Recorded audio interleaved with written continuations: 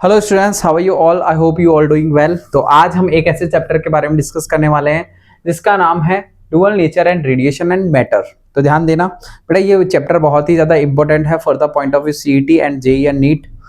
लेकिन उससे पहले आज हम इस चैप्टर को डिस्कस करने पहले आज का थॉट पढ़ लेते हैं। Confidence is the first step towards achieving any गोल। तो ध्यान दो, लाइफ में कोई भी गोल अचीव करने के लिए आपको सबसे पहले ही बात है कि आपको सेल्फ कॉन्फिडेंस होना चाहिए कि हाँ, आई कैन डू दैट, मैं वो काम कर सकता हूँ। पहले ये होना चाहिए। लेकिन एक ही साथ ये भी ध्यान रखना है कि कहीं कॉन्फिडेंस ओवर कॉन्फिडेंस ना बन जाए। इसको नहीं करना है। अगर ओवर कॉन्फिडेंस बन गए तो बेटा उसी दिन से आपकी हार स्टार्ट हो जाएगी, आपका हारना स्टार्ट हो जाएगा। ओवर कॉन्फिडेंस नहीं होना चाहिए। तो चलो ज्यादा टाइम नहीं लगाते हुए इस चैप्टर को हम शुरू करते हैं। तो ये हमारी फर्स्ट स्लाइड रही आज की। सबसे पहले बात आती है डुअल नेचर ऑफ लाइट। अच्छा, लाइट को हम रेडिएशन भी बोल देते हैं, यहाँ पे हम रेडिएशन भी कह सकते हैं, radiation, dual nature of radiation. क्योंकि जो हम यूवी लाइट है, जो सन से निकलने वाली लाइट है, उसको हम रेडिएशन नाम भी दे देते हैं, उसको हम रेडिएशन भी बोल देते हैं। अच्छा, लाइट के कितने फिनोमिना है जो लाइट शो करती है? लाइट शोज टोटल 5 फिनोमिनास, आपको पता होना चाहिए। सबसे पहला होता है रिफ्लेक्शन, दूसरा होता है refraction, third interference, fourth diffraction and fifth polarisation. ये जो दोनों first phenomenas are discussed in ray optics, जिसको हम रे ऑप्टिक्स में डिस्कस करते हैं। तो रे ऑप्टिक्स सिर्फ और सिर्फ दो ही फिनोमिना को प्रूव कर सकता है लाइट के, रिफ्लेक्शन और रिफ्रैक्शन। लेकिन जो वे ऑप्टिक्स है बेटा, वो वे ऑप्टिक्स लाइट के पांचों फिनोमिना को हम प्रूव कर सकते हैं by wave optics. Wave optics इन सबको एक्सप्लेन कर सकता है, बस रे ऑप्टिक्स सिर्फ और सिर्फ दो फिनोमिना को एक्सप्लेन कर सकता है, रिफ्लेक्शन और रिफ्रैक्शन। अच्छा, ये जो दोनों फिनोमिना है इनको हम पार्टिकल नेचर भी बोल देते हैं, ठीक है। अब देखो यहाँ पे बात आती है कि अब यहाँ नेचर की बात हो रही है, तो वेव नेचर कितना, डुअल नेचर में क्या आता है? डुअल नेचर लाइट दो नेचर शो करती है, एक तो होती है जिसको हम बोलते हैं वेव नेचर और एक होता है पार्टिकल नेचर, ठीक है। जो पार्टिकल नेचर होता है वो उसमें क्या क्या एक्सप्लेन किया जाता है? फोटो इलेक्ट्रिक इफेक्ट एक्सप्लेन करता है, कॉम्पटन इफेक्ट एक्सप्लेन करता है, particle nature of light is called photons. अब जो लाइट का जो पार्टिकल नेचर है उसको हम फोटोन भी बोल देते हैं। अब देखो वेव नेचर को कौन कौन एक्सप्लेन करता है, मैंने बता रही है interference, diffraction and polarization. I hope you understood this point and this slide. So अब we will move forward to the next slide. चलिए, इसके बाद आती है हमारा नेक्स्ट पॉइंट जो है बहुत ही ज्यादा इंपॉर्टेंट और बहुत ही ज्यादा मतलब क्वेश्चन पूछे जा सकते हैं इस पर्टिकुलर टॉपिक में से, तो जिसका नाम है फोटो इलेक्ट्रिक इफेक्ट। अच्छा, फोटो इलेक्ट्रिक इफेक्ट क्या होता है? डेफिनेशन देख लेते हैं पहले। The emission of electrons from a metal surface when electromagnetic radiation of suitable frequency falls on it called photoelectric effect। ध्यान दो, अगर यूवी रेडिएशन क्या होता है? सन के द्वारा, अगर सन से जो निकलने वाली लाइट है उसकी एक ऐसी फ्रीक्वेंसी, क्या बोल सकते हैं हम, एक सूटेबल फ्रीक्वेंसी जो किसी भी मेटल सरफेस में से क्या एमिट करवा दे, इलेक्ट्रॉन बाहर निकाल दे, इलेक्ट्रॉन बाहर निकाल दे, तो इस प्रोसेस को हम बोलते हैं फोटो इलेक्ट्रिक इमिशन। क्या बोलते हैं? Photo electric emission. और इस इफेक्ट को क्या बोलते हैं हम? Photo electric effect. अब जो निकलने वाला जो इलेक्ट्रॉन है इसको हम बोलते हैं फोटो इलेक्ट्रॉन। क्या बोलते हैं बेटा? जो मेटल सरफेस में जो इलेक्ट्रॉन निकलता है, होता तो इलेक्ट्रॉन ही है, लेकिन वो किसके द्वारा निकल रहा है? फोटोन्स के द्वारा, यूवी लाइट के द्वारा। तो फोटॉन्स के द्वारा जो इलेक्ट्रॉन निकला है इसको हम बोल देते हैं photo electrons. I hope you understood it. चलिए नेक्स्ट स्लाइड डिस्कस करते हैं। बात आती है फोटो इलेक्ट्रिक इफेक्ट एक्सपेरिमेंट। अच्छा, ये एक एक्सपेरिमेंट था। This experimental study of photoelectric effect was mainly carried out by Heinrich Hertz and later explained by Albert Einstein. ध्यान दो कि जो फोटो इलेक्ट्रिक इफेक्ट एक्सपेरिमेंट था वो किसने परफॉर्म किया? हेनरिक हर्ट्ज ने। बट किसने एक्सप्लेन किया बाद में? अल्बर्ट आइंस्टाइन ने इसको एक्सप्लेन किया। इसीलिए हम फोटो इलेक्ट्रिक जो इफेक्ट है उसको हम आइंस्टाइन फोटो इलेक्ट्रिक इफेक्ट भी बोल देते हैं कभी कभी।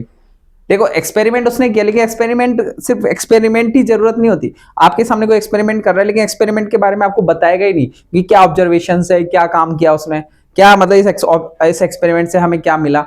तो हम पता ही नहीं कर सकते चाहे कोई भी एक्सपेरिमेंट, लेकिन अगर जिसने उसके ऑब्जर्वेशन बताए वो था Albert Einstein. I hope you understood it.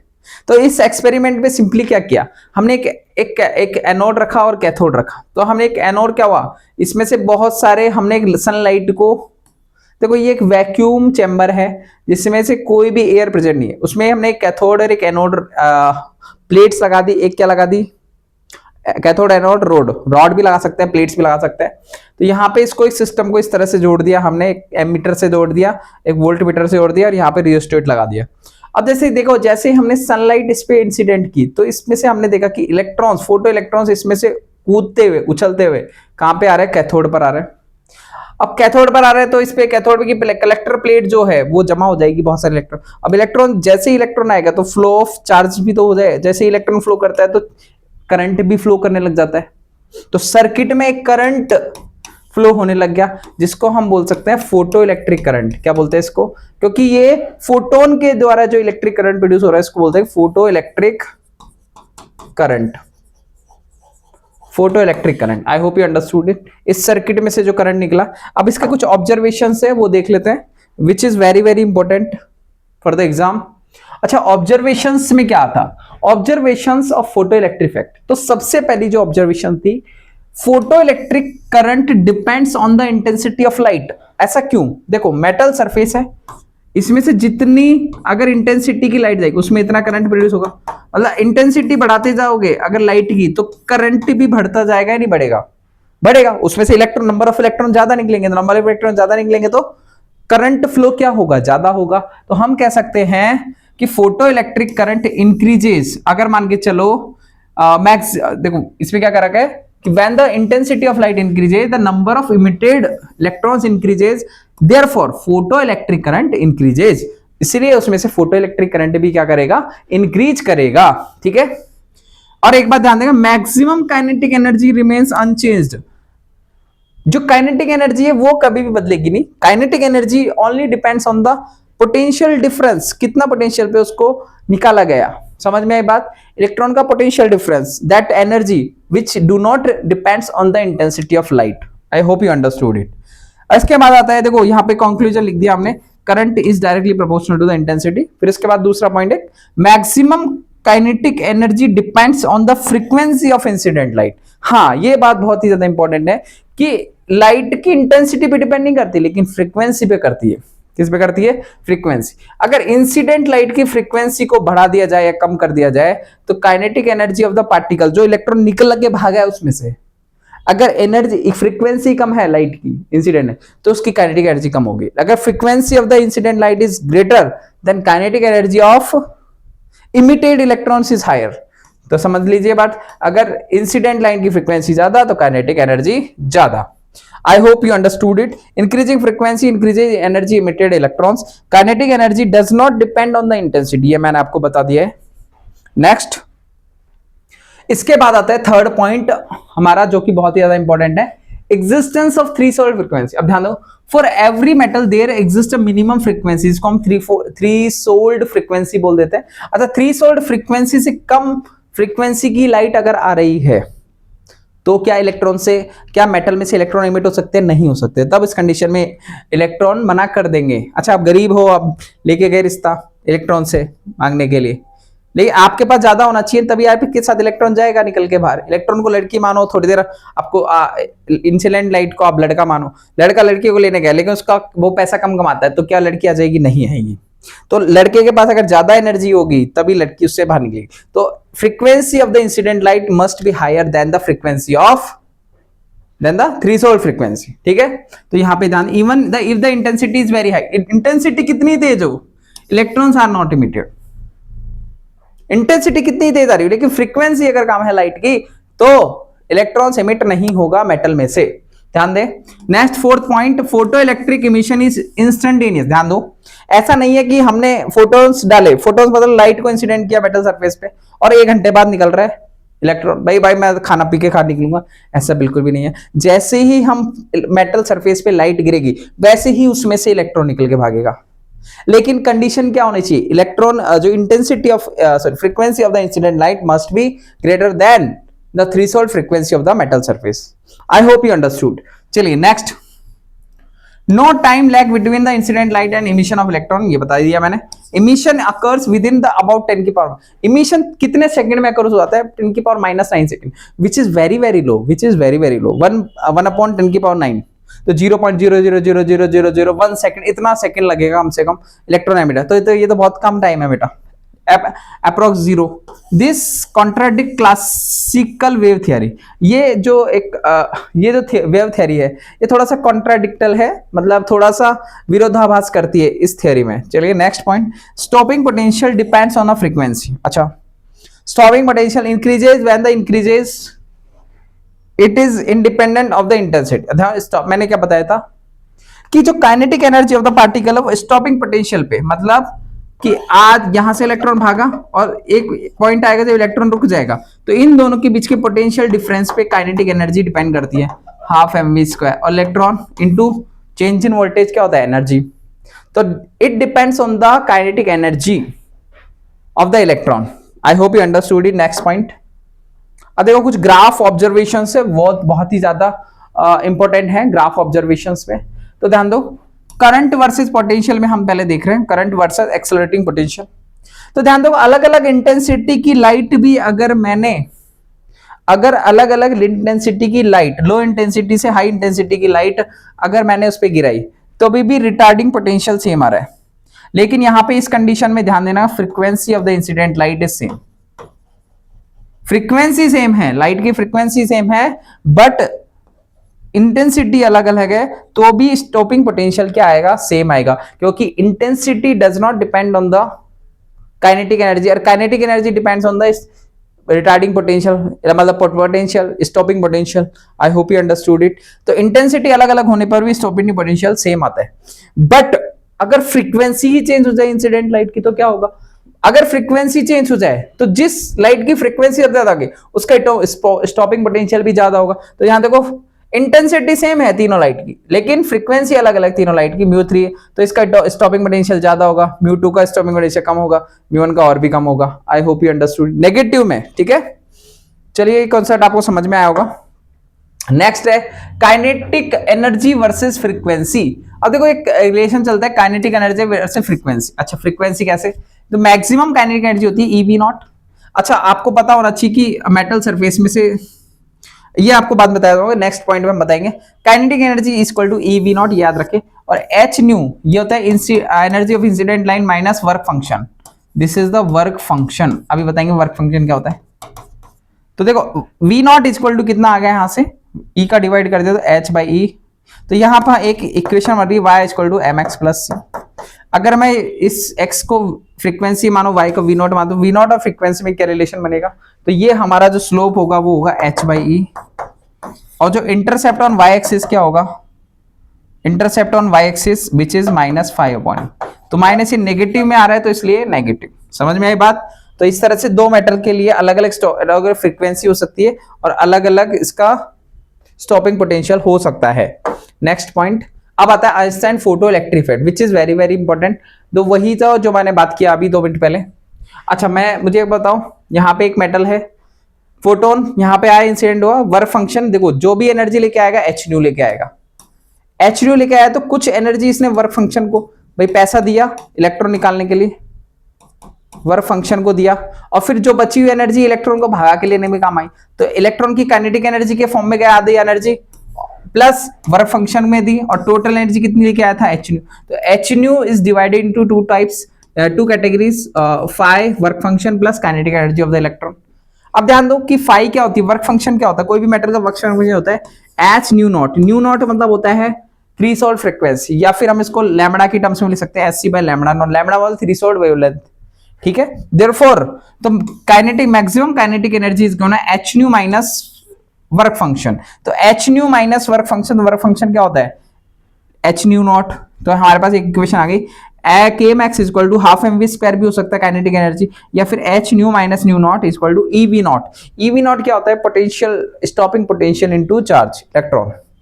समझ में आई बात। वर्क फंक्शन क्या होता है आपको पता है, minimum energy required to remove electron from the metal surface, that is called work function. इसको हम बोलते हैं work function of the metal. चलो इसके बाद है लास्ट, ये कुछ पॉइंट्स है, ये आपको पता होना चाहिए। H क्या होता है, प्लैंक कांस्टेंट, इसकी वैल्यू 6.2626 इंटू 10 की power minus 34 joule second. Frequency you क्या होता है, incident light, lambda wavelength of incident light, 5 work function, new not threshold frequency, lambda naught threshold wavelength of the metal surface, E is the charge of electron, V naught stopping potential, M is the mass of electron 9.1 10 की power minus 31 kilogram, Hc is equal to the 12400 electron volt angstrom.